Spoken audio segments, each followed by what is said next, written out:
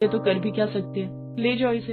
रश्मि इसको टॉयलेट की तरफ लेकर जाती है, लेकिन जैसे ही कुरियर बॉय दरवाजा खोलने की कोशिश करता है तो वो अंदर से बंद होता है। इतने में अंदर से आवाज आती है, अब कौन है बे, कम से कम यहाँ तो चैन से बैठने दो, सुबह जाने नहीं देते, दिन में भी परेशान करके रखा है। अब तो जब तक कार्यक्रम पूरा नहीं होता मैं बाहर नहीं आऊंगी। अरे दीदी धीरे बोलो, अगर गलती से किसी ने सुन लिया तो क्या सोचेगा।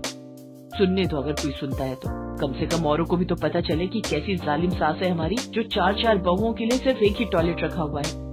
इसके बाद रश्मि उस आदमी से कहती है, जी माफ कीजिएगा लेकिन आपको थोड़ा वेट करना होगा। कोई बात नहीं जी, मुझे इनके जितनी इमरजेंसी भी नहीं है। ये कहकर वो आदमी क्रॉस लेग करके खड़ा हो जाता है, लेकिन काफी देर इंतजार करने के बाद भी जब निधि बाहर नहीं आती तो वो आदमी जल्दी में वहाँ से निकलने लगता है कि तभी रश्मि पीछे से आवाज देते हुए कहती है, अरे रुकिए तो, कहाँ जा रहे हैं आप वो काम पूरा करके ही जाइए। नहीं करना मुझे कोई टॉयलेट, अगर मैं ऐसे ही वेट करता रहा तो मेरी पैंट यहीं गीली हो जाएगी। इससे तो अच्छा होगा मैं बस स्टैंड पर बने सुलभ शौचालय में चला जाऊं। ये कहकर वो आदमी वहाँ से भागता हुआ चला जाता है। रश्मि अपना सर पकड़कर बैठ जाती है। कुछ महीने ऐसे ही बीतते चले गए, लेकिन टॉयलेट की समस्या ज्यों की त्यों बनी रहती है। एक शाम जब शीला घूमने गई होती है तभी चारों बहुएं बैठकर रोज की इस परेशानी का हल ढूंढने के विषय में चर्चा करती हैं।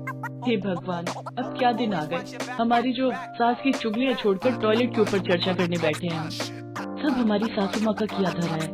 वो सब तो ठीक है, लेकिन अब ये सोचो कि कैसे हम अपनी सास को दूसरा टॉयलेट भी ठीक करने के लिए मनाएं। ऐसे तो मानने से रही, हमें कोई तरकीब सोचनी पड़ेगी जिससे सांप भी मर जाए और लाठी भी ना टूटे। वैसे मेरे पास एक आइडिया है, क्यों ना हम में से एक का पेट खराब कर दिया जाए, जिससे सारा दिन उसका टॉयलेट में ही बीते। फिर जब मम्मी जी को टॉयलेट यूज करने नहीं मिलेगा तभी उन्हें दूसरे टॉयलेट की अहमियत समझ में आएगी। वो तो ठीक है, पर किसका पेट खराब करे, तू अपना कर ले, मैं तेरे लिए जमाल गोटा लाई देती हूँ। वाह जी वाह, ये क्या बात हुई, मान न मान मैं तेरा मेहमान।